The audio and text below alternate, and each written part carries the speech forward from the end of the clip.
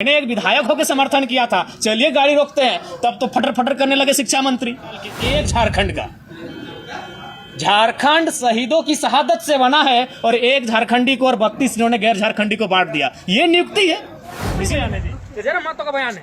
मैंने कहा था चक्का जाम कीजिए, जहां से बीसीसीएल से इस को कोयला निकलता है वहां ताला बंद कीजिए और तमाम मंत्री विधायक को गेट पे खड़ा कीजिए, धरने पर बैठिए।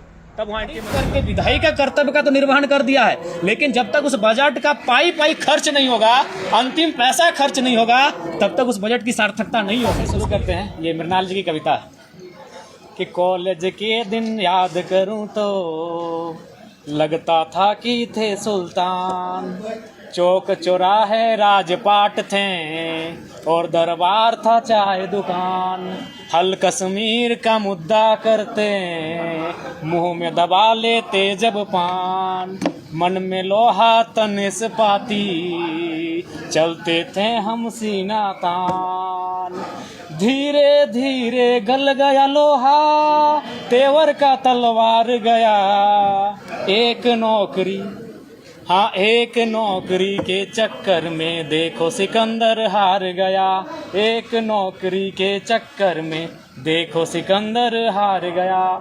इस कविता के माध्यम से मैं ये कहना चाहता हूँ, एक नौकरी किसी राज्य की नींव, किसी देश की नींव, वहाँ की युवा शक्ति पर जो राज्य की रीढ़ होती हैं उन पर निर्भर करती हैं।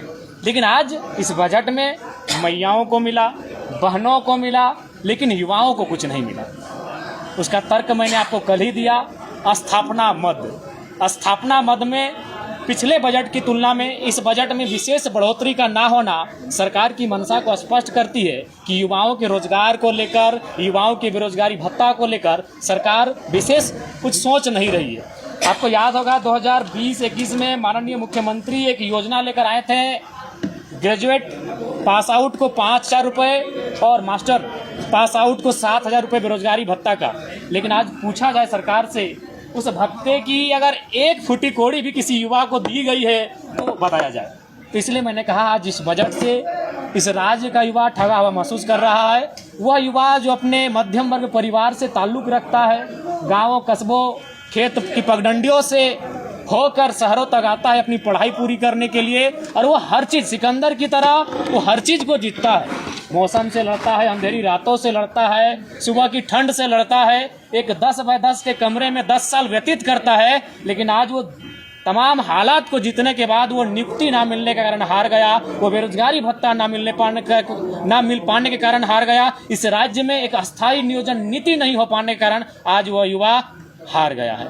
इसलिए इस बजट में युवाओं के लिए बिल्कुल कुछ नहीं है। अब तमाम 40-42 पन्नों में बजट प्रस्तुत किया गया है, कहीं ना कहीं युवा ठगे हुए महसूस किए। उसके बाद अगर इस बजट में कृषि की बात आती है, निसंदेह कृषि के लिए एक बेहतरीन सार्थक पहल रहा है। और मैंने आपको कल ही कहा कि नहीं, कृषि के दृष्टिकोण से बजट इतिहासकारी है। लेकिन सवाल ये होता है कि अगर आप बात करें, मैंने आज सुझाव भी प्रस्तुत किया है सदन को कि कम से कम आप एक ब्लॉक को उदाहरण के रूप में लाइए। जैसे हम लोग सांसद कोई गांव को गोद लेता है, विधायक कोई गांव को गोद लेता है, तो आप कम से कम एक ब्लॉक, जैसे मैंने उदाहरण दिया कोणार्क डैम और विशुनगढ़ ब्लॉक, आप 4-5 गांव को उदाहरण के रूप में लाइए, वहाँ इरिगेशन की व्यवस्था करिए और कृषि को डेवलपमेंट करने का काम कीजिए, तभी उस बजट की सार्थकता होगी। नहीं तो फिर बजट तो इन कागजों में, इन किताबों में, पढ़ने में, सुनने में बहुत बेहतरीन लगते हैं। मैंने ये भी कहा कि माननीय वित्त मंत्री महोदय ने बजट को पारित करके विधायी का कर्तव्य का तो निर्वहन कर दिया है, लेकिन जब तक उस बजट का पाई खर्च नहीं होगा, अंतिम पैसा खर्च नहीं होगा, तब तक उस बजट की सार्थकता नहीं होगी। उसके लिए कार्यपालिका का सक्षम होना, कार्यपालिका का कहीं ना कहीं क्रियान्वयन की स्थिति में होना बहुत आवश्यक है। और इस राज्य की कार्यपालिका का क्या दोष है, ये आपसे छुपा नहीं है। चूंकि भरे सदन में बोकारो से सदस्य चुनी गई श्वेता सिंह ने अपनी दुखड़ा को सुनाया कि उनके साथ क्या घटना घटी बोकारो के डिप्टी कलेक्टर के माध्यम से। तो जब तक कार्यपालिका, मैं बार बार कह रहा हूँ, विधायिका का रोल अदा हो चुका है। माननीय वित्त मंत्री महोदय ने सदन में अपने बजट को पारित कर दिया है, लेकिन जब तक कार्यपालिका अंतिम पायदान तक लेकर नहीं जाएगी इस बजट की राशि को, इस राज्य की उन्नति के बारे में हम नहीं सोच सकते। चूँकि ये हवा हुई बात नहीं है कि हम लोग सरकार को कोसने के लिए कुछ कह रहे हैं। आप पिछले 25 साल का बजट को उठाएं और एक एक करके पढ़ें कि बजट क्या था, अनुपूरक बजट 3 बार आया और कुल बजट कितना होता है और उस कुल बजट में खर्च कितना होता है। अगर पिछले बजट की बात करें तो 33,000 करोड़ रुपए खर्च नहीं किए गए हैं, एक बहुत बड़ी राशि होती है। इस बार चूंकि क्लियर नहीं हो पाया कि खर्च कितना हुआ है, लेकिन अनुमान है 65% मात्र खर्च कर पाए हैं, यानी 35% खर्च हुआ ही नहीं है। तो इसलिए बजट की सार्थकता है जब पाई एक एक रुपये आप उसे खर्च कर पाते हैं। धन्यवाद। सिकंदर हार गया। बिल्कुल सिकंदर हार गया। रही है कि युवाओं के लिए सरकार काम कर रही है। देखिए, युवाओं के आपको जानना है तो उसके लिए आपको स्थापना मद को जांच कीजिए। स्थापना मद, हाँ बिल्कुल आपने सही कहा, नियुक्ति दिया। किसे दिया? राजस्थान के 150 नौजवानों को, आपसे छुपा नहीं है। नियुक्ति दिया गया 33 यूनिवर्सिटी में 33 बहाली हुई, 32 कहाँ के? दिल्ली के, उत्तर प्रदेश के, बिहार के, बंगाल के, एक झारखंड का। झारखंड शहीदों की शहादत से बना है और एक झारखंडी को और 32 इन्होंने गैर झारखंडी को बांट दिया। ये नियुक्ति है। इसीलिए मैंने कहा इस राज्य का युवा हार चुका है। कोयला रोक दिया जाएगा। देखिए, ये भावनात्मक विषय है, चूंकि जानते हैं गिरिडीह का जो क्षेत्र है, गिरिडीह अगर आज सबसे ज्यादा गांव कहीं है तो गिरिडीह में है, आपकी जानकारी होनी चाहिए। और गांव में आज भी लोग भावनात्मक बहुत ज्यादा है, वो तार्किक नहीं हो पाए हैं। तो गिरिडीह भावनाओं का जगह है। इन्होंने जानते हैं कि गांव के लोग तार्किक रूप से सोचते नहीं है, इन्होंने लंबा भाषण दे दिया। अरे जब मैंने एक विधायक होकर समर्थन किया था, चलिए गाड़ी रोकते हैं, तब तो फटर फटर करने लगे शिक्षा मंत्री।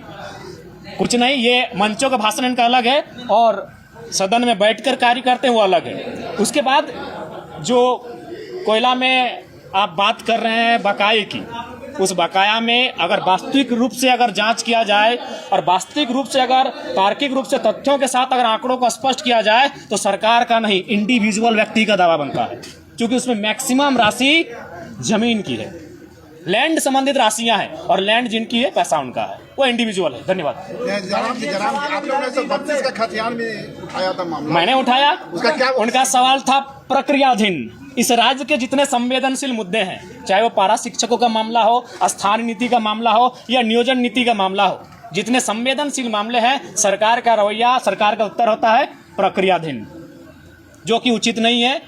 चूंकि सरकार का महाधिवक्ता होता है, उन्हें चाहिए कि जो संवेदनशील मामले हैं उन पर त्वरित कार्रवाई हो और कम समय में एक स्पष्ट निर्णय पर सरकार पहुंचे। विधायक जी, नियुक्ति से एक और सवाल है कि इंचार्ज अधिकारियों को आईटीआई के लिए नियुक्ति पत्र मिला और इसी राजधानी में एचईसी भी है।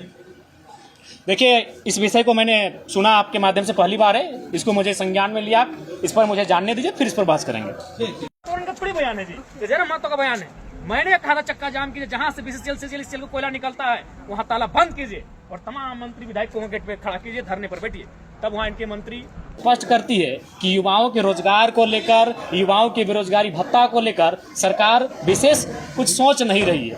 आपको याद होगा 2020-21 में माननीय मुख्यमंत्री एक योजना लेकर आए थे, ग्रेजुएट पास आउट को 5,000 रुपये और मास्टर पास आउट को 7,000 रुपये बेरोजगारी भत्ता का। लेकिन आज पूछा जाए सरकार से